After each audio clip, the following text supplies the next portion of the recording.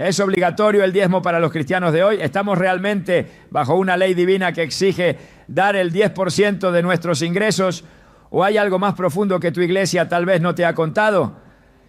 En Gálatas 5:1 el apóstol Pablo nos exhorta: Cristo nos libertó para que vivamos en libertad. Por lo tanto, manténganse firmes y no se sometan nuevamente al yugo de esclavitud. Esta declaración no solo nos libera de la ley mosaica, sino que también nos invita a examinar con discernimiento prácticas religiosas que hemos heredado sin cuestionar. Hoy exploraremos 3 secretos bíblicos sobre el diezmo que rara vez se enseñan desde el púlpito. Te mostraremos cómo entender el verdadero propósito del diezmo. ¿Qué significa realmente dar para Dios? Y si esta práctica sigue vigente en la era de la gracia. ¿Estás listo para entender lo que Dios tiene reservado para ti respecto a tu generosidad y obediencia? Desde pequeños ya muchos de nosotros crecimos escuchando que debíamos darle a Dios el 10% de todo lo que ganábamos. Algunos lo aprendieron en la escuela dominical, otros desde el púlpito, y no pocos lo sintieron como un mandato inquebrantable, casi como si de ello dependiera la bendición o la maldición sobre sus vidas. Pero ¿alguna vez te has preguntado de dónde viene realmente esa enseñanza? ¿Quién estableció el diezmo y con qué propósito? Lo que pocos saben es que el diezmo no nació como una ley para todos los creyentes de todas las épocas, sino como un sistema diseñado específicamente para un pueblo, en un contexto muy diferente al nuestro. Volver al origen no es una invitación a rechazar el principio de dar, sino una necesidad urgente para comprender lo que Dios verdaderamente espera de nosotros. En Levítico 27:30 leemos: el diezmo de todo producto del campo, del grano que produce la tierra o de los frutos de los árboles pertenece al Señor, es cosa consagrada al Señor. Este versículo es uno de los pilares usados por quienes enseñan el diezmo como una obligación. Sin embargo, si observamos el contexto completo, descubriremos algo sorprendente. El diezmo formaba parte del sistema levítico, establecido para mantener a los sacerdotes de la tribu de Leví, quienes no recibieron herencia en la tierra prometida. Dios había separado a los levitas para el servicio del templo, y en lugar de darles tierras o propiedades, les asignó el diezmo del resto del pueblo como sustento. En Números 18:21, Dios declara: a los hijos de Leví les he dado todos los diezmos en Israel por heredad, por su ministerio, por cuanto ellos sirven en el ministerio del tabernáculo de reunión. Esto cambia todo, porque el diezmo no era un acto devocional voluntario ni una herramienta para obtener bendiciones personales, sino una obligación dentro de un sistema teocrático y agrícola que buscaba el equilibrio entre las tribus de Israel. Era parte de un pacto nacional con cláusulas muy específicas, incluyendo bendiciones por la obediencia y maldiciones por la desobediencia. En Deuteronomio 28 encontramos una extensa lista de ambas. Pero, ¿qué ocurre cuando ya no estamos bajo ese pacto? Sigue teniendo vigencia el sistema del diezmo. Muchos líderes enseñan que el diezmo es un principio eterno, anterior a la ley, basándose en el episodio de Abraham con Melquisedec. En Génesis 14:20, después de una gran victoria, Abraham entrega el diezmo del botín a este misterioso rey y sacerdote. Pero lo que se olvida mencionar es que Abraham no diezma sus ingresos ni su trabajo. Lo que entrega es parte del despojo de una guerra, una acción única que no vuelve a repetirse y que no fue mandada por Dios, sino una expresión libre de gratitud. En ningún momento se establece ese acto como una obligación para él o sus descendientes. De hecho, ni Isaac ni Jacob son presentados como hombres que practicaran sistemáticamente el diezmo. Jacob, por su parte, sí hace una promesa relacionada con el diezmo en Génesis 28:22. De todo lo que me des, el diezmo lo apartaré para ti. Pero hay que notar que esta promesa nace de un voto personal, condicionado a que Dios le bendiga, le proteja y le traiga de regreso en paz. No se trata de una orden de Dios, sino de un compromiso personal. Y aún así, no hay evidencia bíblica de que Jacob haya cumplido o institucionalizado ese voto en una práctica continua. El diezmo, tal como se implementó de forma sistemática, vino después, cuando Israel ya era una nación con leyes civiles, ceremoniales y religiosas.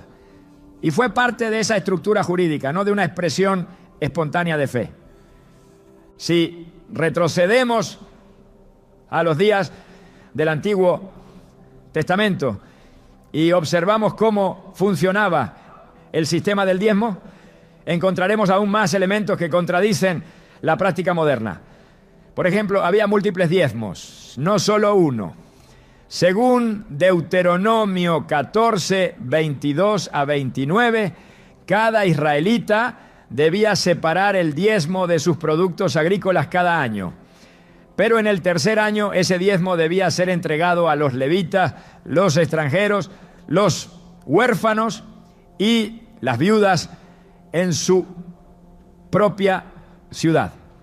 Esto demuestra que el sistema era más amplio, comunitario y profundamente social. No se trataba de sostener a una institución, sino de sostener a un pueblo entero en su estructura sacerdotal y social. De hecho, en muchos casos, el mismo pueblo comía parte del diezmo como una celebración delante del Señor, en una fiesta de gratitud y comunión. Esto nos muestra que el diezmo bíblico original no era un impuesto para mantener templos lujosos, ni una medida para evaluar la fe de una persona. Era una parte de la vida diaria en un contexto donde la religión, la cultura y la economía estaban fusionadas. Pretender trasladar ese modelo literalmente a nuestra época sin adaptar su propósito es perder de vista el corazón del mensaje. Y sin embargo, eso es lo que ha ocurrido en muchos círculos cristianos modernos. Muchos creyentes sinceros han sido llevados a creer que si no diezman, están robando a Dios. Esta enseñanza suele apoyarse en Malaquías 3:8 a 10, donde Dios pregunta: ¿robará el hombre a Dios? En vuestros diezmos y ofrendas. Y luego promete abrir las ventanas de los cielos si el pueblo vuelve a él. Pero este pasaje no puede interpretarse fuera de su contexto histórico. Dios no está hablando aquí a la iglesia, sino a Israel. En una etapa de profunda decadencia espiritual, donde los sacerdotes mismos estaban corrompidos y el pueblo había abandonado el pacto. Este llamado es un regreso al orden levítico que ya estaba en vigor, no una nueva instrucción para todos los tiempos. Usar este texto para condenar al creyente moderno es ignorar la diferencia entre el antiguo y el nuevo pacto, entre la ley mosaica y la gracia en Cristo. En Hebreos 8:13 el escritor declara: al decir nuevo pacto ha dado por viejo al primero, y lo que se da por viejo y se envejece está próximo a desaparecer.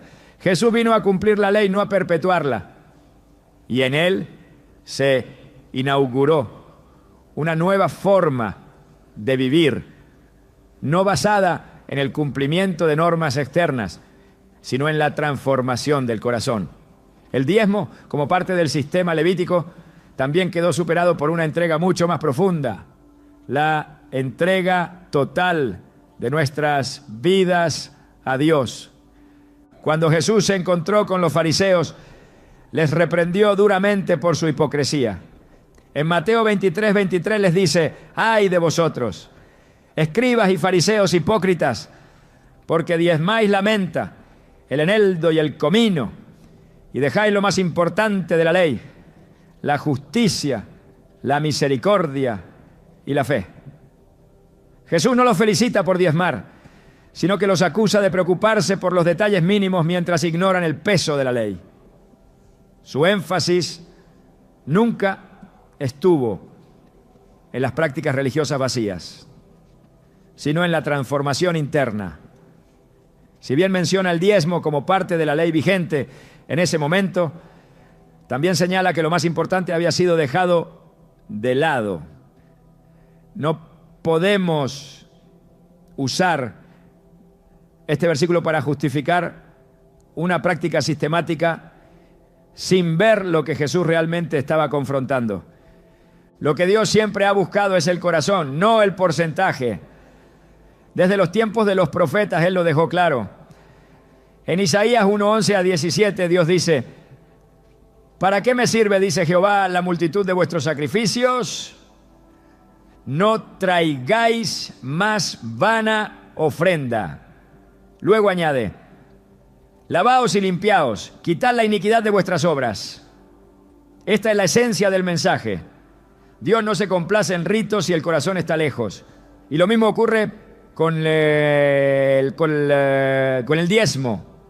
No se trata de cuánto das, sino de cómo vives.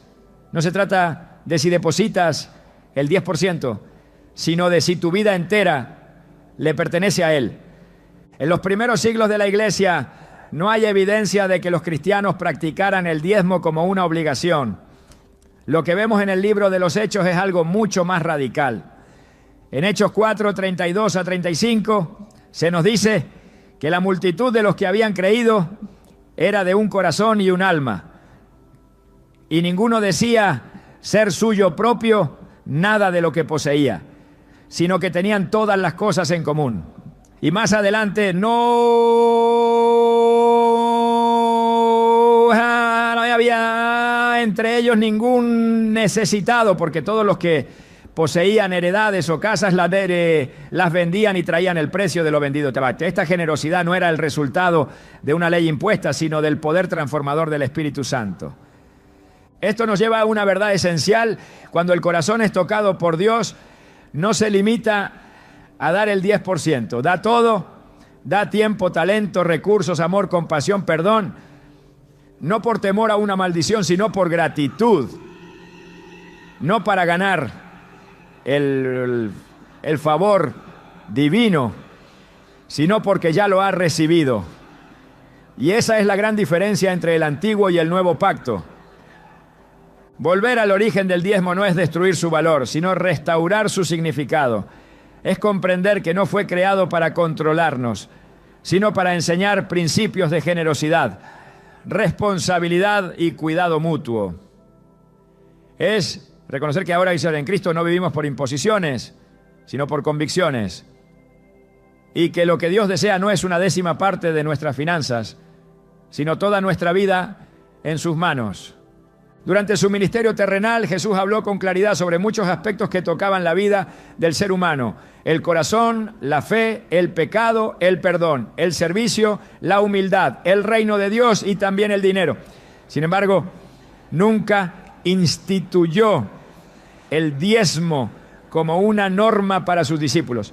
En su enseñanza no hay ningún momento donde se ordene, prescriba o refuerce el diezmo como requisito para entrar en el reino, recibir bendiciones o cumplir con la voluntad del Padre.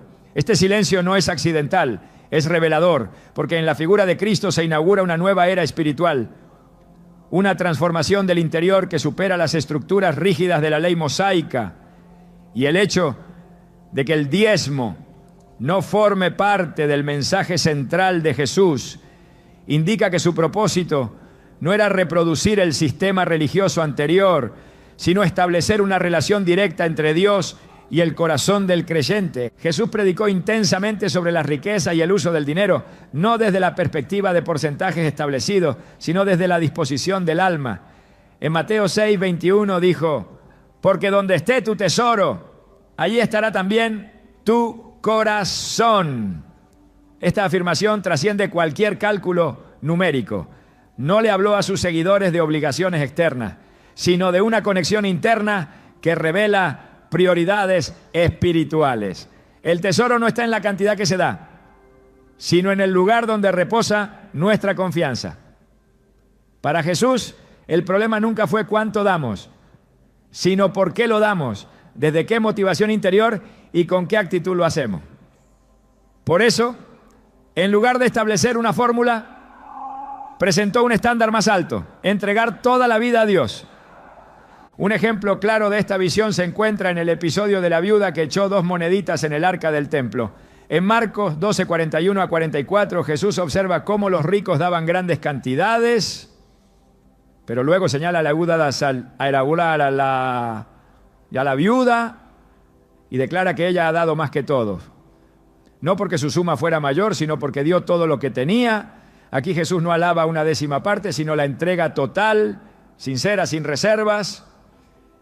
En este acto se revela el principio que rige la economía del reino.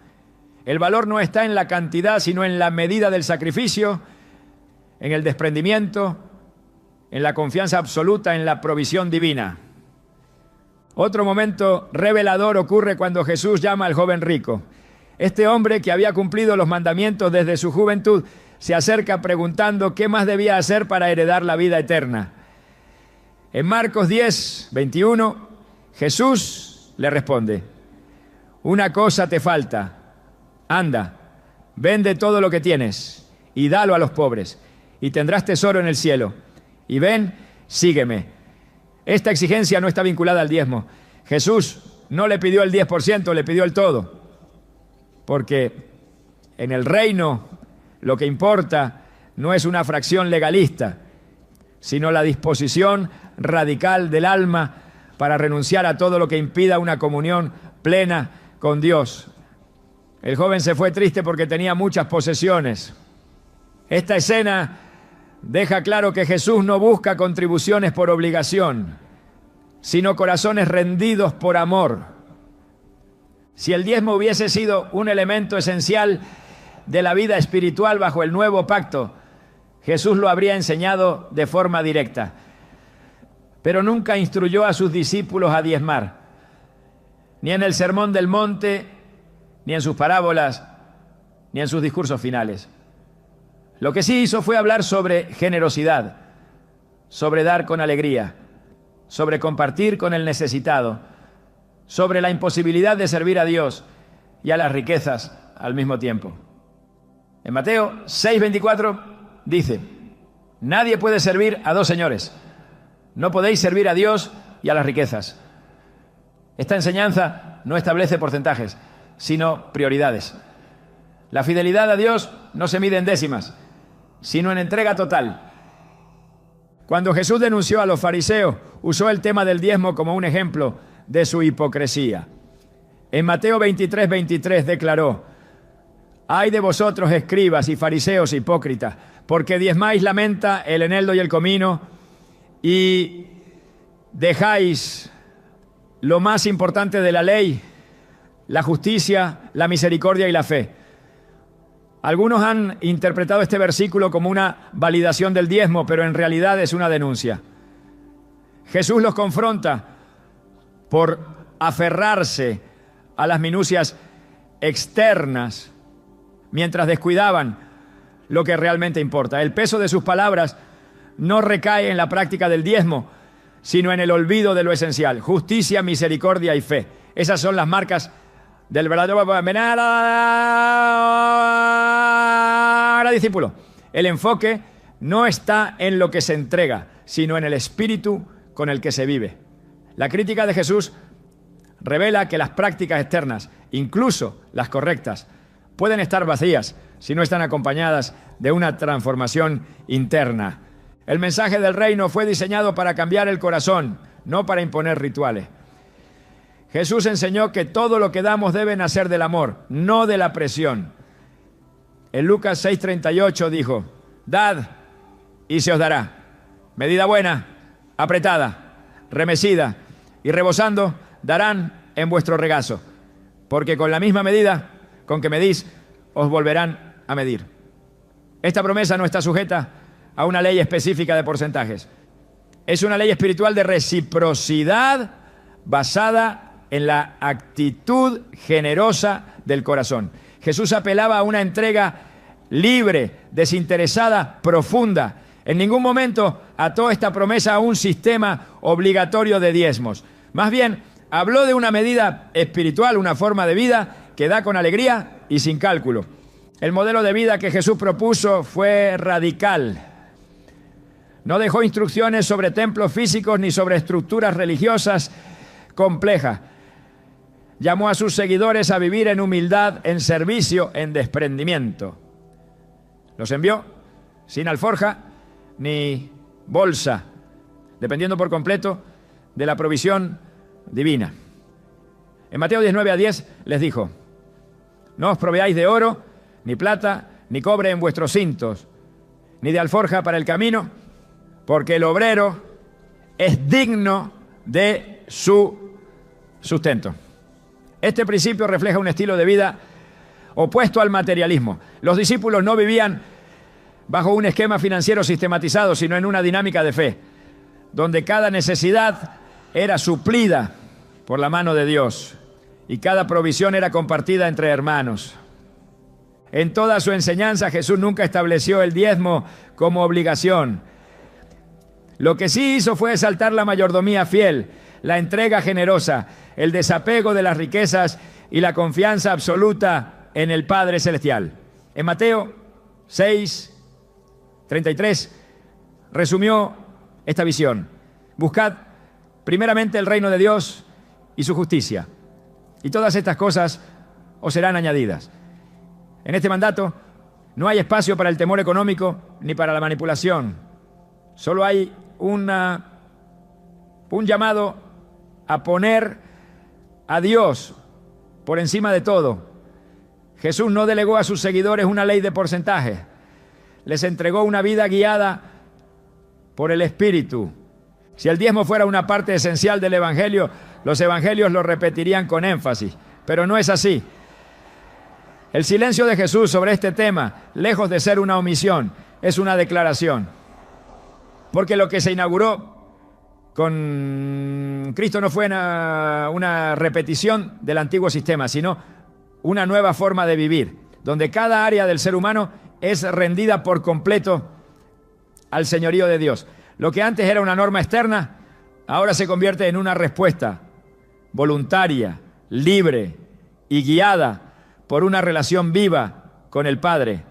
El mensaje de Jesús rompe con las estructuras religiosas que buscan imponer cargas sin transformar el corazón. En Mateo 11:28-30 dijo: venid a mí todos los que estáis trabajados y cargados, y yo os haré descansar. Mi yugo es fácil y ligera mi carga.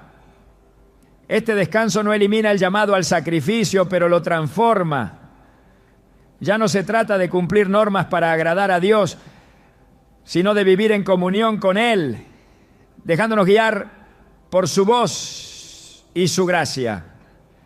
Por eso, cuando hablamos del dar cristiano, no podemos retroceder al antiguo pacto para imponer lo que Jesús no ordenó. Debemos avanzar hacia el modelo que Él encarnó, una entrega que nace del amor y se sostiene en la libertad. En ningún momento Jesús enseñó que el diezmo fuera el estándar para sus seguidores.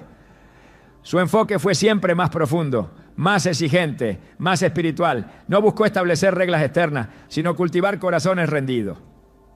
En esa rendición total está el verdadero dar. Cuando todo le pertenece a Dios, ya no se calcula lo que se entrega. Se vive con la conciencia de que nada es propio y todo debe glorificar al Padre. Esa es la esencia del reino. Esa es la enseñanza de Jesús. Ahora que hemos visto que el Maestro nunca impuso el diezmo como mandato para sus discípulos, debemos avanzar un paso más. La iglesia primitiva, guiada por el Espíritu Santo, tampoco enseñó el diezmo como una norma. En su lugar, reveló un modelo de generosidad viva, espontánea y poderosa. Esa será la base de la tercera parte de nuestro recorrido. La transición del Antiguo al Nuevo Testamento no fue una simple evolución doctrinal, sino un cambio radical en la forma de entender la relación entre Dios y el ser humano. Con la llegada del Espíritu Santo, los discípulos no solo recibieron poder para predicar, sanar y testificar, sino también para vivir una vida completamente guiada desde dentro. En ese nuevo mover espiritual, el dar dejó de ser una imposición externa y se convirtió en una expresión espontánea de obediencia nacida en lo profundo del corazón. El modelo económico de la iglesia primitiva no estuvo sustentado por normas rituales, sino por convicciones internas encendidas por la gracia. Desde el primer momento, el libro de los Hechos muestra cómo los seguidores de Cristo vivían un tipo de generosidad que no puede explicarse por ley ni tradición. En Hechos 2:44 a 45 se nos dice: todos los que habían creído estaban juntos y tenían en común todas las cosas, y vendían sus propiedades y sus bienes y los repartían a todos según la necesidad de cada uno. No hay ninguna referencia al diezmo. No hay instrucciones que los obligaran a desprenderse de sus posesiones. Lo que se observa es una comunidad transformada por la presencia del Espíritu, dispuesta a renunciar incluso a sus comodidades por amor a los demás. Este tipo de entrega no puede ser forzada ni estructurada. Solo puede surgir en corazones regenerados por la obra redentora de Cristo. La generosidad de los creyentes en los primeros días de la iglesia no se regulaba por el calendario ni por porcentajes fijos. Su impulso era espiritual, no legal. Se daban cuenta de que ya no eran dueños de nada, porque todo lo que tenían había sido redimido por la sangre de Cristo. En Hechos 4:32 a 35 se nos describe otra escena impactante. La multitud de los que habían creído era de un corazón y un alma, y ninguno decía ser suyo propio nada de lo que poseía, sino que tenían todas las cosas en común. Este pasaje revela la profundidad de la unidad y el desprendimiento. No se menciona la obligación de diezmar, porque el principio que gobernaba no era el de cumplir una regla, sino el de responder al llamado del amor. A lo largo de las cartas apostólicas, pues, este patrón se refuerza. El apóstol Pablo, al escribir a las iglesias, nunca ordenó que se diezme. En cambio, instruyó sobre cómo dar de forma voluntaria, proporcional y según la convicción de cada uno. En 2 Corintios 9:7 deja establecido el principio rector de la generosidad cristiana. Cada uno dé como propuso en su corazón, no con tristeza ni por necesidad, porque Dios ama al dador alegre. Esta afirmación es más que un consejo práctico. Es una declaración doctrinal que marca una línea divisoria entre la antigua manera de dar por obligación y la nueva manera de dar por revelación. El dar en el Nuevo Testamento está íntimamente ligado a la libertad espiritual. Pablo no sugiere que la bendición depende de cumplir con un porcentaje, sino de la actitud con la que se entrega. No se trata de satisfacer una cuota impuesta, sino de entrar en una dimensión donde el dar se convierte en una expresión visible de la gracia recibida. En el mismo capítulo, 2 Corintios 9:6, dice: el que siembra escasamente, también segará escasamente, y el que siembra generosamente, generosamente también segará.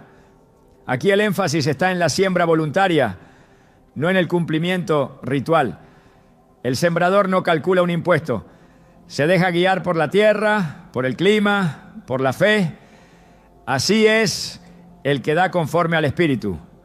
Cuando Pablo instruye a la iglesia de Corinto sobre la colecta para los creyentes necesitados de Jerusalén, lo hace con un lenguaje profundamente espiritual. En 1 Corintios 16:2 les dice: cada primer día de la semana cada uno de vosotros ponga aparte algo, según haya prosperado, guardándolo. para que cuando yo llegue no se recojan entonces ofrendas.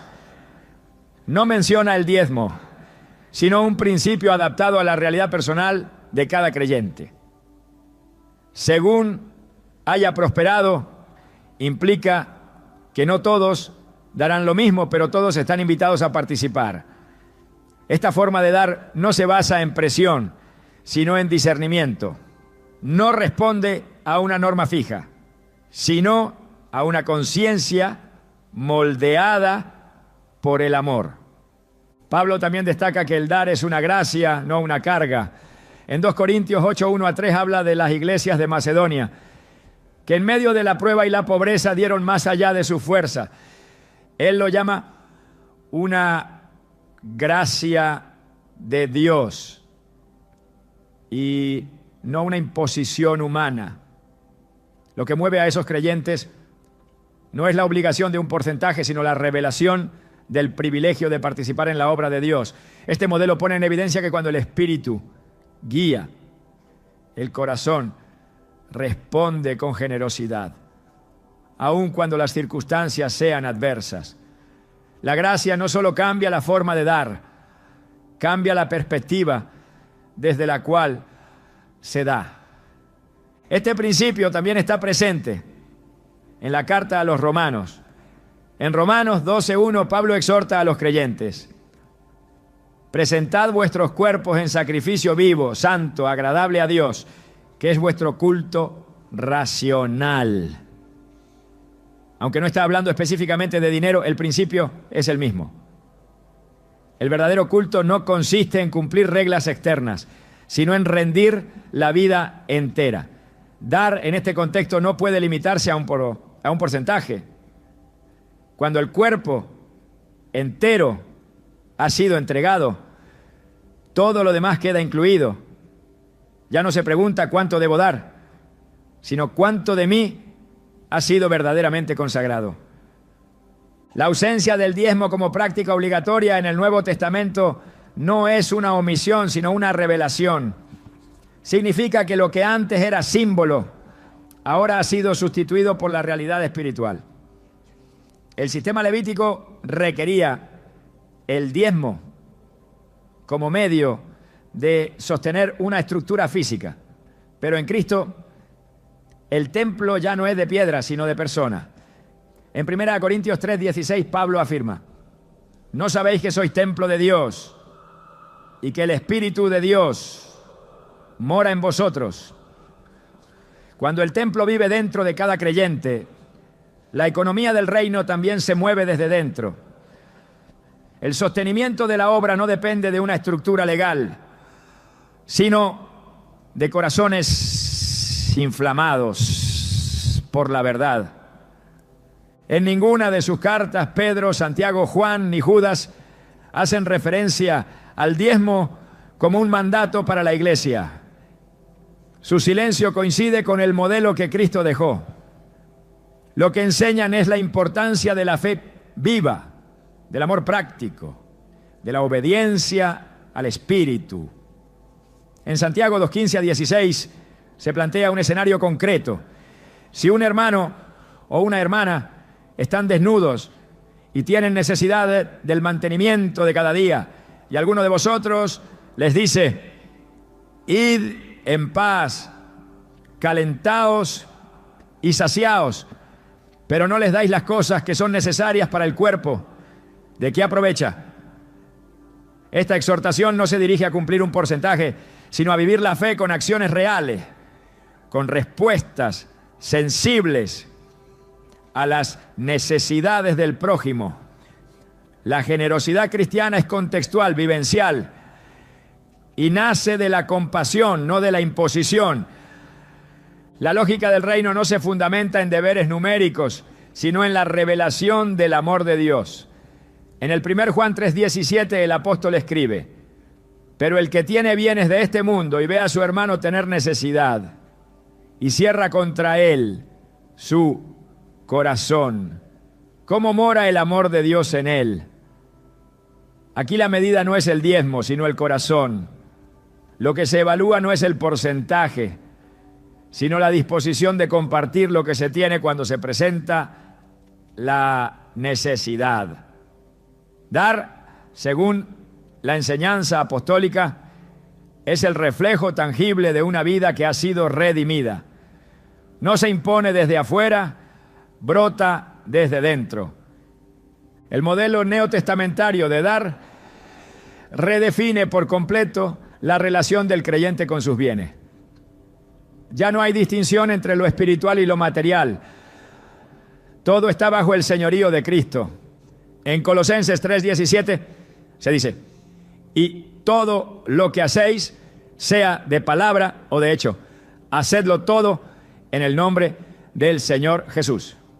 Esto incluye lo que se ofrece, lo que se guarda, lo que se administra. El cristiano no se guía por porcentajes impuestos, sino por la voz del Espíritu que habita en él. Cada decisión de dar se convierte en un acto de adoración, cada gesto de generosidad en una proclamación del Evangelio. Este nuevo modelo no anula la práctica de dar, sino que la transforma.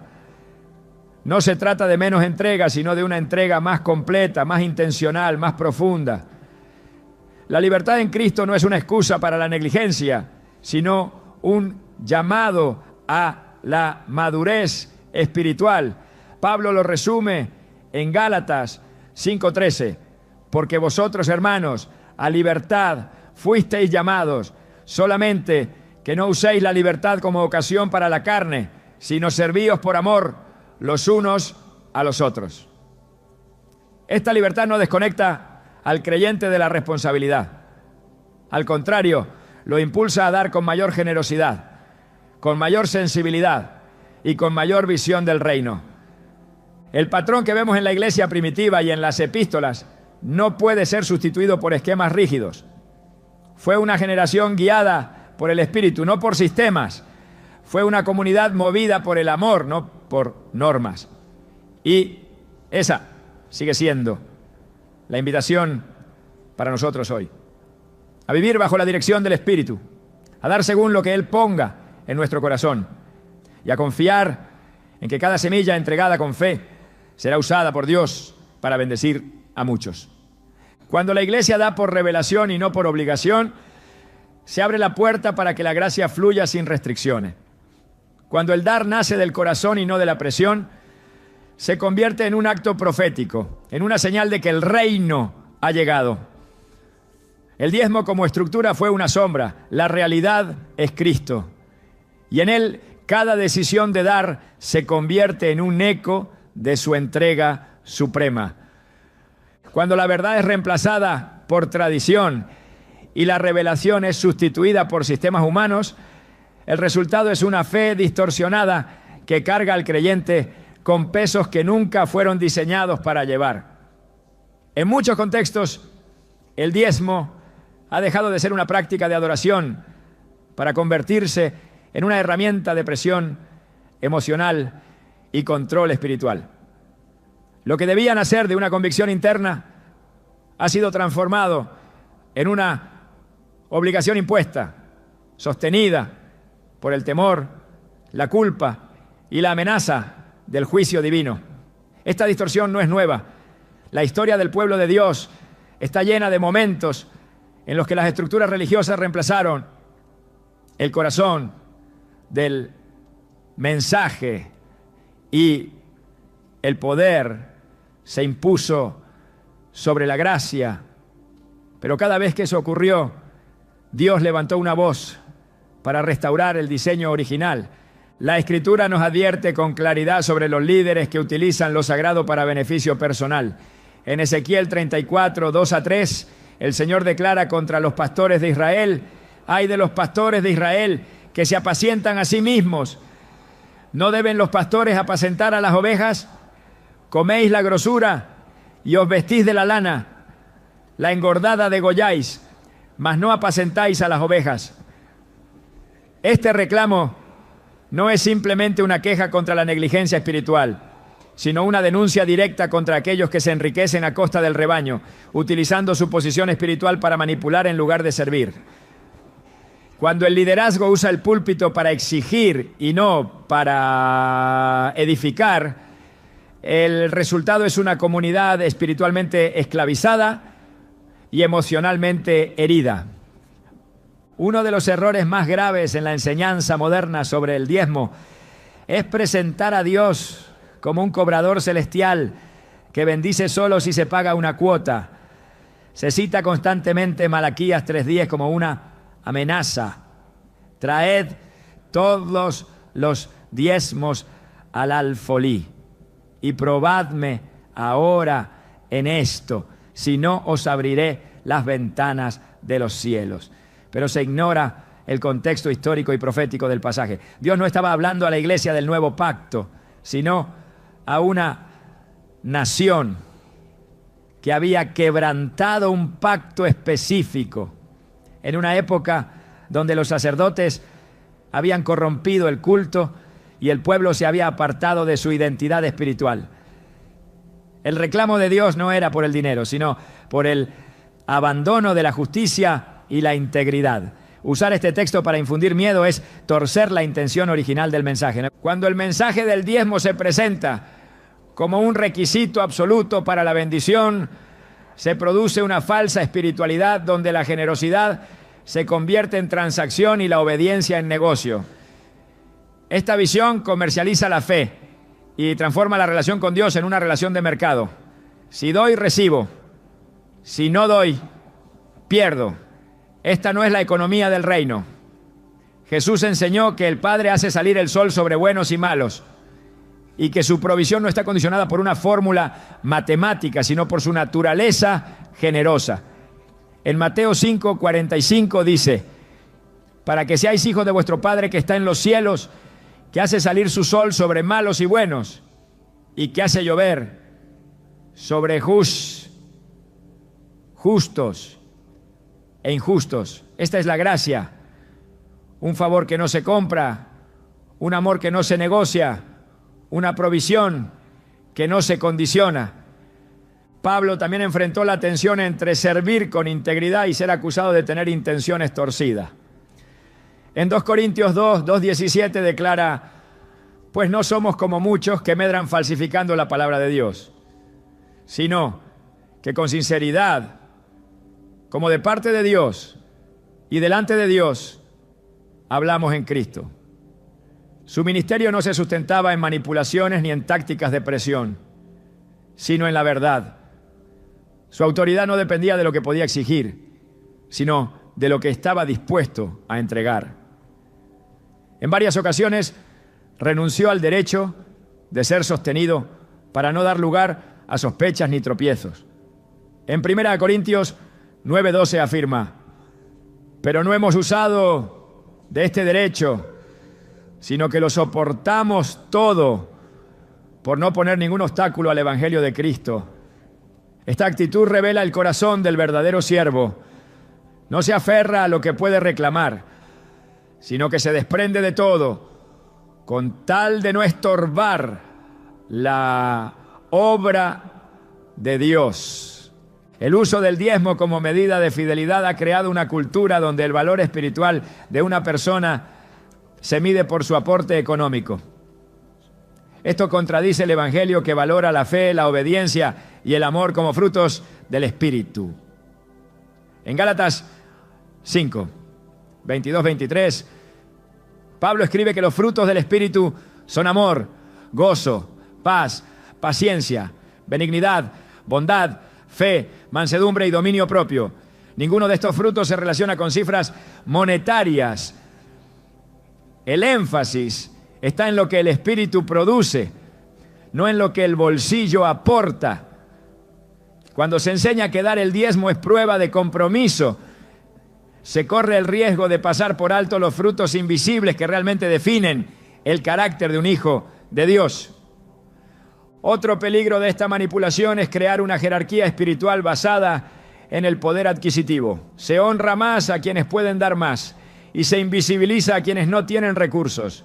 Esta distorsión es denunciada en Santiago 2:2-4, donde se reprende a los creyentes por dar trato preferencial al rico y despreciar al pobre. El texto dice: si entra en vuestra congregación un hombre con anillo de oro y ropa espléndida, y también entra un pobre con vestido andrajoso, y miráis con agrado al que trae la ropa espléndida, ¿no hacéis distinciones entre vosotros mismos y venís a ser jueces con malos pensamientos? Cuando el diezmo se convierte en herramienta para clasificar a los creyentes, se niega la justicia del reino y se cae en el favoritismo condenado por las Escrituras. El verdadero liderazgo espiritual no demanda guía, no controla, inspira, no manipula, sirve. Jesús dejó un modelo claro cuando lavó los pies de sus discípulos. En Juan 13, 14, 15 dijo: pues si yo, el Señor y el Maestro, he lavado vuestros pies, vosotros también debéis lavaros los pies los unos a los otros, porque ejemplo os he dado. El pastor que utiliza el mensaje del diezmo para generar temor o dependencia está contradiciendo el ejemplo del Maestro. La autoridad en el reino no se ejerce desde el poder, sino desde el servicio. No se basa en lo que se puede extraer del pueblo, sino en lo que se está dispuesto a sacrificar por él. Cuando el pueblo de Dios es instruido a dar por revelación, el resultado es libertad. Pero cuando se le presiona a dar por imposición, el resultado es esclavitud. El apóstol Pablo, al escribir a los Gálatas, les advierte contra los que quieren regresar a las reglas del pasado. En Gálatas 5:1 declara: estad pues firmes en la libertad con que Cristo nos hizo libres, y no estéis otra vez sujetos al yugo de esclavitud. Esta libertad no es anarquía, es madurez espiritual. No niega el llamado a la generosidad, lo profundiza. No rechaza el dar, lo eleva a una dimensión donde cada acto de entrega nace del amor, no de la coacción. La iglesia que manipula el mensaje del diezmo para obtener control pierde autoridad espiritual. Puede ganar dinero, pero pierde la presencia. Puede construir templos, pero no forma discípulos. Puede llenar auditorios, pero vacía corazones. La fidelidad no se mide por lo que se exige, sino por lo que se modela. La comunidad cristiana debe ser un espacio donde la verdad se enseña con integridad, donde la fe no se condiciona a la economía y donde cada miembro es valorado por lo que es en Cristo, no por lo que puede aportar. El problema no está en enseñar principios de mayordomía, sino en imponer normas que Cristo no instituyó. La manipulación comienza cuando se presentan mandatos humanos como ordenanzas divinas. Jesús denunció esto con dureza en Mateo 15:9. Pues en vano me honran, enseñando como doctrinas mandamientos de hombres. Cuando el mensaje del diezmo se eleva al nivel de doctrina esencial, se está reemplazando la palabra viva por estructuras que carecen de respaldo apostólico. El resultado es una iglesia que vive en temor, no en libertad, que da por obligación, no por revelación, que sirve por miedo, no por amor. El Espíritu Santo no manipula, convence, no amenaza, ilumina, no obliga, transforma. Por eso, cuando una enseñanza espiritual se sostiene en el miedo, se debe examinar su origen. En 2 Timoteo 1:7, Pablo afirma: porque no nos ha dado Dios espíritu de cobardía, sino de poder, de amor y de dominio propio. El mensaje del reino produce poder interior, no dependencia externa. Cultiva un amor que actúa, no un temor que paraliza. Despierta dominio propio, no sumisión ciega. Cualquier enseñanza que socava estos frutos debe ser confrontada con la verdad del Evangelio. Dios no necesita ser convencido para bendecir. Él es generoso por naturaleza. En Santiago 1:17 se nos dice: toda buena dádiva y todo don perfecto desciende de lo alto, del Padre de las luces. La bendición no es una moneda de cambio, es una expresión del carácter de Dios. Cuando se enseña que la bendición depende exclusivamente del cumplimiento del diezmo, se está promoviendo una imagen distorsionada del Padre. Se le presenta como un comerciante, no como un redentor, como un cobrador, no como un dador. Esta imagen no solo hiere la fe, sino que aleja a las personas de una relación auténtica con Dios. El Evangelio es un llamado a la verdad, y donde hay verdad, hay libertad. Jesús lo expresó en Juan 8:32. Conoceréis la verdad y la verdad os hará libre. La verdad libera del engaño, del temor y de las cargas impuestas por sistemas humanos. Libera del legalismo y de la manipulación. Libera para vivir por fe, para dar por convicción, para servir con gozo. La verdad revela que en Cristo no hay necesidad de comprar el favor divino, porque ese favor ya fue entregado gratuitamente en la cruz. El verdadero mensaje del reino no se impone, se revela, y cuando es revelado, transforma. El llamado hoy no es a abandonar la generosidad, sino a purificar su motivación, a dejar atrás la estructura que obliga y abrazar la voz que guía. Porque cuando el dar fluye del Espíritu, produce gozo, libertad y plenitud. Y donde hay libertad, hay presencia. Donde hay presencia, hay transformación. Y donde hay transformación, el reino avanza sin necesidad de imposición. El mensaje de Jesús nunca fue de mínimos. Su llamado no se limitó a un cumplimiento externo ni a una serie de requisitos para alcanzar lo justo. Cristo siempre apuntó al todo, a una entrega sin reservas, a un corazón tan transformado por el amor de Dios que no pregunta cuánto debe dar, sino cuánto más puede entregar. Cuando el corazón ha sido renovado por la gracia, el diezmo ya no es un techo, sino apenas el piso de una vida de generosidad. Los primeros cristianos no necesitaban que nadie les impusiera un porcentaje. Ellos entendieron por revelación que todo lo que tenían ya no les pertenecía. En Hechos 4:34 a 35, el testimonio de aquella comunidad es contundente. No había entre ellos ningún necesitado, porque todos los que poseían heredades o casas las vendían y traían el precio de lo vendido y lo ponían a los pies de los apóstoles, y se repartía a cada uno según su necesidad. Aquellos hombres y mujeres no dieron un diezmo, no calcularon cuánto debían guardar, vendieron posesiones, soltaron su seguridad material, ofrecieron su sustento. No lo hicieron por presión, lo hicieron porque habían sido tocados por el fuego del Espíritu. La transformación del corazón no produce una actitud de retención, sino de entrega. Cuando el Espíritu entra, el ego sale. La generosidad es una consecuencia natural de una vida habitada por Dios. La ley exigía una décima parte.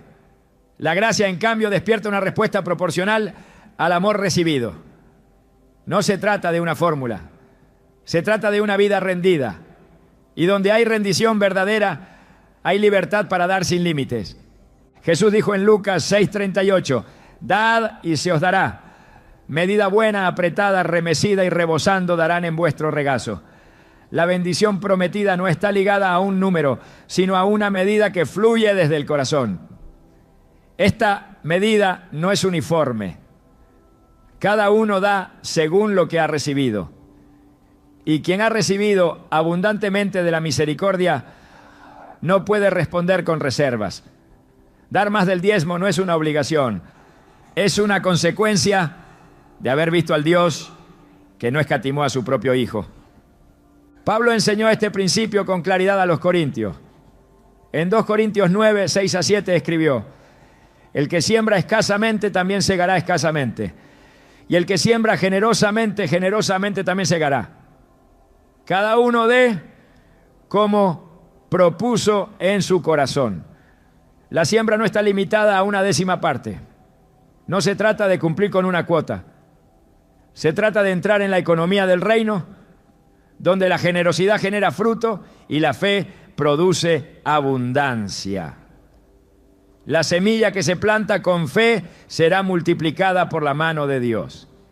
Y quien entiende esto deja de dar por obligación y comienza a sembrar por revelación. Dar más que el diezmo no es un acto heroico, es la respuesta lógica de un corazón agradecido. En Romanos 12:1, Pablo presenta la vida cristiana como una entrega continua. Os ruego por las misericordias de Dios que presentéis vuestros cuerpos en sacrificio vivo, santo, agradable a Dios. El sacrificio no es solo financiero, es total, es el tiempo, los talentos, los recursos, los sueños, todo se presenta, todo se consagra, todo se pone al servicio del reino. El dar se convierte en una extensión de la adoración, ya no es una transacción, es una entrega. La iglesia madura no pregunta cuánto es lo mínimo, pregunta cuánto puede contribuir a la obra. No calcula porcentajes, discierne necesidades. No se limita por una regla, se expande por un fuego interior. En Filipenses 4:17, Pablo reconoce el aporte de la iglesia de Filipo, pero aclara algo crucial. No es que busque dádivas, sino que busco fruto que abunde en vuestra cuenta. La motivación no es la necesidad económica del apóstol, es la oportunidad espiritual del creyente. Cuando alguien da más que el diezmo desde un corazón transformado, está acumulando fruto eterno. Está participando del avance del reino con sus recursos, su esfuerzo y su generosidad. El creyente que ha sido tocado por la gracia no necesita ser motivado por temor ni manipulado con promesas materiales. La mayor recompensa ya le fue dada. Cristo mismo. En Él están escondidos todos los tesoros de la sabiduría y el conocimiento. En Él tenemos todo lo necesario para vivir en piedad. Por eso cuando damos, no lo hacemos para recibir algo a cambio. Lo hacemos porque ya recibimos lo más grande: la salvación, el perdón, la vida eterna. En 1 Timoteo 6:17-19, Pablo exhorta a los ricos en este siglo a que no pongan su esperanza en las riquezas, sino en Dios. Luego les dice que hagan bien, que sean ricos en buenas obras, dadivosos, generosos, atesorando para sí buen fundamento para lo porvenir. La verdadera riqueza no está en acumular, sino en sembrar, no en retener, sino en compartir.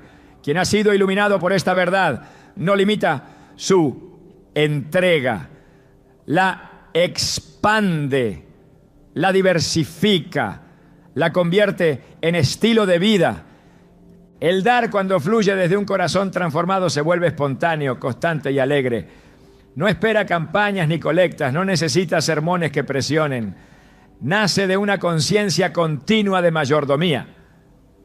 Todo lo que soy, todo lo que tengo, le pertenece al Señor. Esta actitud no depende del monto, depende de la disposición. Jesús elogió a la viuda que dio 2 monedas porque dio todo lo que tenía. En Marcos 12:44 se explica.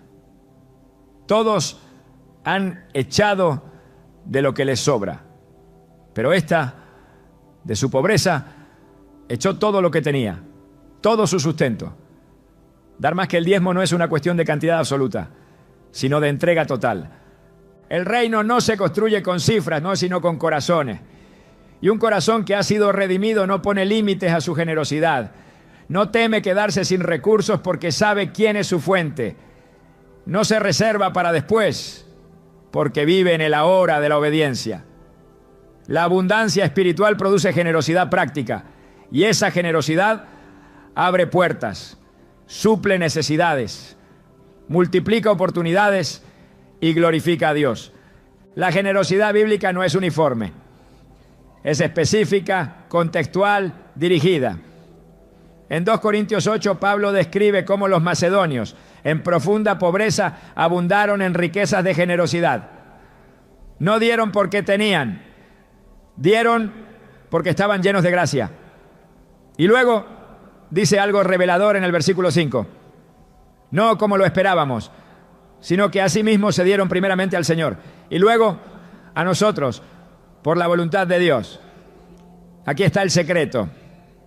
Antes de entregar bienes, entregaron su ser.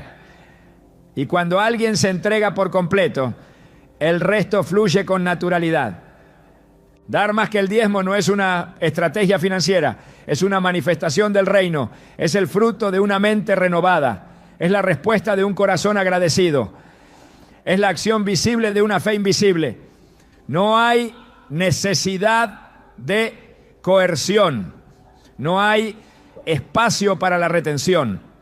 La transformación interior produce un estilo de vida donde dar es parte del respirar espiritual. Porque donde está el Espíritu del Señor hay libertad. Y esa libertad incluye la libertad para dar sin reservas. Cristo no dio el diezmo de su sangre, lo dio todo. No ofreció una parte de sí mismo, se entregó por completo. Y quienes han sido alcanzados por ese sacrificio no viven a medias. No aman a medias, no sirven a medias, no dan a medias. La entrega de Cristo se convierte en el patrón y bajo ese patrón el diezmo se queda corto, no como algo incorrecto, sino como algo insuficiente para expresar la magnitud de la gratitud. La iglesia que ha sido transformada no espera ser estimulada para dar, busca oportunidades para bendecir, no necesita incentivos externos, está impulsada por una llama interna, no calcula cuánto le queda después de dar. Se goza en participar del milagro de ver vidas restauradas, familias sostenidas, ministerios fortalecidos y naciones alcanzadas. Dar más que el diezmo no es una carga, es un privilegio. Es un llamado, es una respuesta natural al amor sobrenatural de Dios. La cultura del reino redefine el concepto de suficiencia. En 2 Corintios 9:8 Pablo declara: y poderoso es Dios para hacer que abunde en vosotros toda gracia, a fin de que teniendo siempre en todas las cosas todo lo suficiente, abundéis para toda buena obra. Esta es la lógica del reino. Se da con generosidad y Dios se encarga de suplir con abundancia. No se da para recibir, pero se recibe porque se ha dado. No se confía en la recompensa, se confía en el dador. Y quien confía en el dador nunca teme dar de más. Esta verdad no se enseña con presión, se revela con poder, no se impone, se modela, no se exige, se contagia. El creyente que vive bajo esta luz se convierte en un canal de provisión, en un instrumento de avance, en un testigo del carácter generoso de Dios. Y ese testimonio habla más fuerte que cualquier discurso. Porque cuando el pueblo de Dios vive con manos abiertas, el mundo ve a un Dios que no retiene. La obediencia que agrada a Dios nunca ha sido parcial ni fragmentada. Desde Génesis hasta Apocalipsis, el llamado de Dios no ha sido porciones, sino totalidad. Él no está buscando una décima parte de tu ingreso, ni siquiera una ofrenda generosa. Él está buscando tu vida entera. La historia bíblica no gira en torno a lo que los hombres pueden dar, sino a lo que están dispuestos a rendir. En Romanos 12:1, Pablo ruega: presentad vuestros cuerpos en sacrificio vivo, santo, agradable a Dios, que es vuestro culto racional. No se refiere a una práctica ceremonial, sino a una entrega integral. Todo lo que eres, todo lo que tienes, todo lo que planeas, se convierte en altar. Cuando Jesús llamó a sus discípulos, no les pidió ofrendas. Les pidió que dejaran todo y lo siguieran. Mateo dejó su mesa de recaudación. Pedro soltó sus redes. Ninguno fue condicionado por un sistema de cuotas. Fueron transformados por un encuentro. Esa es la verdadera obediencia, la que nace del corazón y se sostiene en la comunión. Dios no quiere lo que puedes ofrecerle desde la obligación, quiere lo que puedes entregar desde la fe.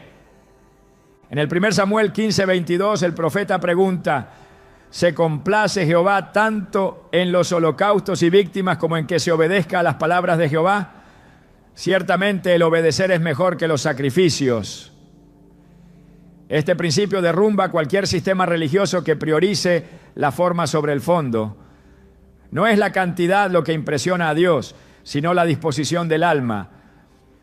No es lo visible lo que Él evalúa, sino lo secreto del corazón. El verdadero sacrificio es la obediencia, incluso cuando no es comprendida por los hombres, incluso cuando exige más que un diezmo, incluso cuando exige todo. Jesús no murió por nuestro dinero, murió por nuestras almas, y quien ha sido rescatado por esa sangre no puede vivir a medias, no puede dividir su fe entre lo que retiene y lo que entrega. En Lucas 14:33, Jesús dijo: cualquiera de vosotros que no renuncia a todo lo que posee no puede ser mi discípulo. Este no es un llamado extremo, es el estándar del reino. La obediencia no es negociable porque la cruz no lo fue. Dios no está esperando una transferencia bancaria, está esperando una vida rendida, un corazón que diga: aquí estoy, Señor, todo lo que tengo es tuyo, todo lo que soy te pertenece. Esta es la ofrenda que Él no rechaza, no porque sea costosa, sino porque es sincera, no porque sea grande en valor humano, sino porque nace de un espíritu obediente. En este camino, dar es solo una expresión más de la obediencia total. No es el centro, es la consecuencia. Y cuando se vive así, no se necesita que nadie imponga reglas.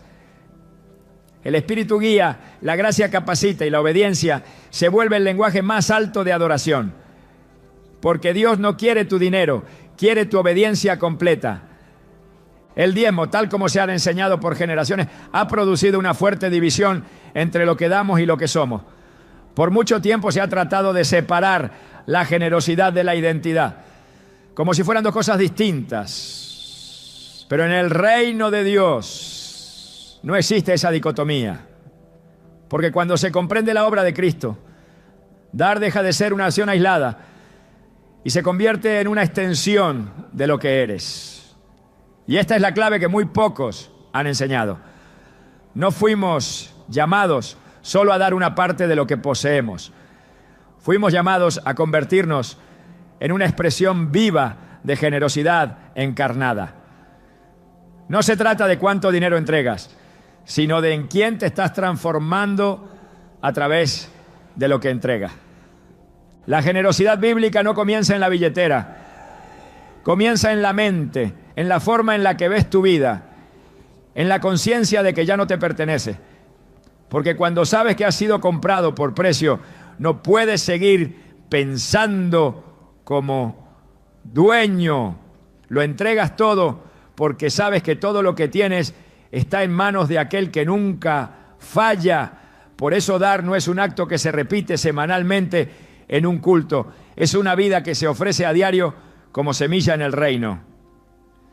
El diezmo, entonces, no es el final del camino, ni siquiera el comienzo.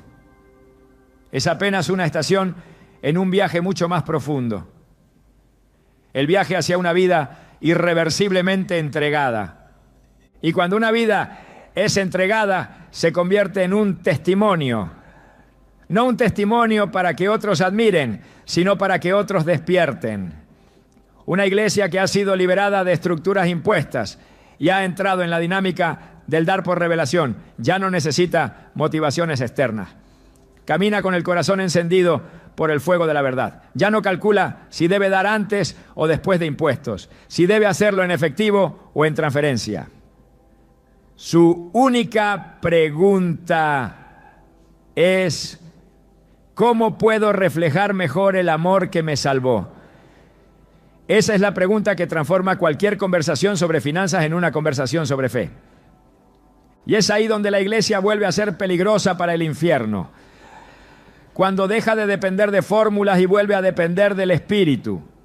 Cuando abandona las viejas estructuras y camina en la frescura de la obediencia. Cuando deja de decir: esto es mío, y empieza a vivir: todo es tuyo, Señor. Esa iglesia no solo sostiene templos, sostiene familias, comunidades, generaciones. No porque haya sido obligada a dar, sino porque fue liberada para sembrar. No porque se le impuso una regla, sino porque se le reveló una verdad. El diezmo como sistema ha sido debatido, defendido, distorsionado, pero el llamado de Dios nunca ha sido al sistema, ha sido al corazón, porque el que tiene el corazón tiene todo lo demás.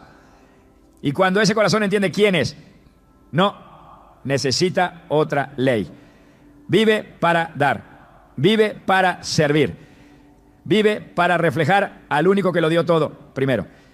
Así es como termina el debate, no con argumentos, con transformación, no con una cantidad, con una identidad. Porque cuando el creyente descubre qué es la ofrenda, ya no necesita instrucciones para entregar, solo necesita caminar con aquel que lo entregó todo.